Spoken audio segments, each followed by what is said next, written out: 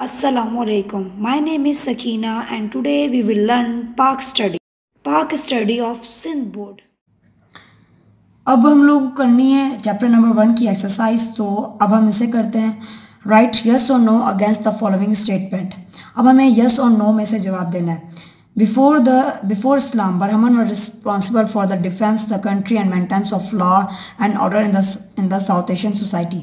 इस्लाम से पहले बरहमन जो है वो रिस्पॉन्सिबल थे फॉर द डिफेंस, यानी कि दिफा के लिए, मुल्क में लॉ बनाने के लिए या फिर ऑर्डर के लिए साउथ एशिया में। यानी कि सिंपल वर्ड्स में हम लोग ये कह सकते हैं बरहमन जो है वो मुल्क की दिफा के लिए, लॉ के लिए काम करते थे साउथ एशिया में। अब मैं आपको बताती हूँ सीक्वेंस में। सबसे पहले ज़ात थी बरहमन, ठीक है। बरहमन जो थी उसे कास्ट सिस्टम में सबसे ज़्यादा नॉलेज होती थी। उसके बाद आती है कश्तरियास। कश्तरियास की एक ड्यूटी होती थी कि वो डिफेंस के लिए काम करती थी, मुल्क की दिफा के लिए, मुल्क की हिफाजत के लिए। अब यहाँ पर बरहमन के लिए लिखा गया है, यहाँ पर ये आना चाहिए था कश्तरियास के लिए। तो इसका आंसर क्या आ जाएगा? नो, क्योंकि बरहमन जो है वो डिफेंस के लिए काम करती ही नहीं थी। Women enjoyed high position and respect in the society before the advent of Islam in South Asia. अब साउथ एशिया में इस्लाम से पहले वुमेन को, यानी कि औरतों को इज्जत दी जाती थी, यानी कि हाई पोजीशन पे, आला मुकाम पे इज्जत दी जाती थी? बिल्कुल भी नहीं। तो इसका answer no. Muslim led the foundation of best system in the government in South Asia. ये तो बिल्कुल आसान है कि मुसलमानों ने जो है एक बेस्ट सिस्टम की बुनियाद डाली थी साउथ एशिया में। ये तो सही बात है, बिल्कुल सही है, yes. Before the coming of Muslim to South Asia Hindu are less discrete about their dress. अब यहाँ पर ये बात बताई गई है कि यानी कि मुसलमानों के आने से पहले कि हिंदूज का जो ड्रेस होता था वो सही नहीं होता था। अब इस्लाम के आने के बाद जो है उन मुसलमानों ने एक सही ड्रेस जो है सबको बताया कि this is a dress for you, it is much beautiful, it is good for you. और ये आप लोगों ने पीछे पढ़ा भी था कि मुसलमानों ने ही बताया था कि ये ड्रेस आप लोगों के लिए ज़्यादा बेटर है। तो इसका आंसर भी क्या है? इसका आंसर क्या है? यस, कि मुसलमानों ने ही बताया था। Art and literature flourished under the patronage of Muslim Salatin. अब ये इसका जो आंसर है वो ये है कि आर्ट और लिटरेचर जो है मतलब मुसलमानों के वक्त में आर्ट और लिटरेचर ने भी बहुत ज़्यादा, यानी बहुत ज़्यादा आगे बढ़ा था। तो ये भी सही है, right. Uch was the centre of Naqshbandi saint. Uch जो है वो नक्शबंदी सेंट, यानी कि इसका सेंटर नहीं है। तो इसका आंसर क्या है? No. Sindh is called the gateway of Islam. Sindh को जो है गेटवे ऑफ इस्लाम कहा जाता है। तो इसका आंसर क्या है? Yes. The Pakistan resolution was presented on March 23, 1940।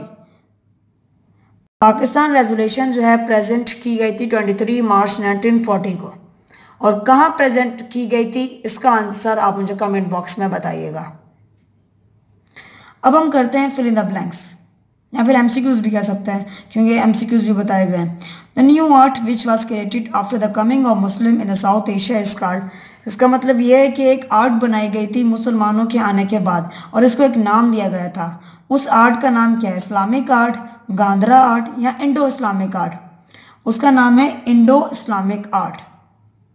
तो इसका सही आंसर क्या है? Indo Islamic art.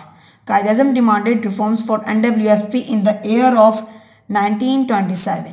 Quaid-e-Azam Mohammad Ali Jinnah ने NWFP को बेहतरीन करने के लिए, सही करने के लिए जो डिमांड की थी वो 1927 को की थी।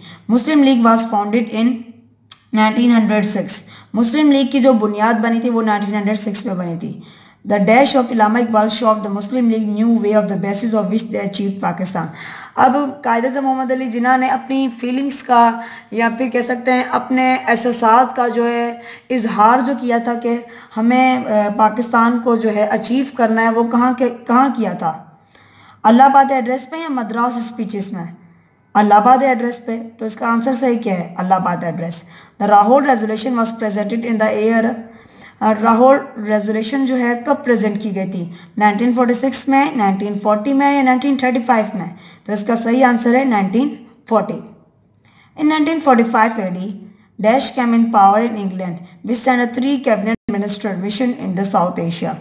अब 1945 AD में यानी कि एक पावर आई थी इंग्लैंड में जिसने 3 कैबिनेट मिनिस्टर भेजे थे साउथ एशिया में। वो कौन सी थी? लेबर पार्टी थी, कंजर्वेटिव पार्टी थी या लिबरल पार्टी थी?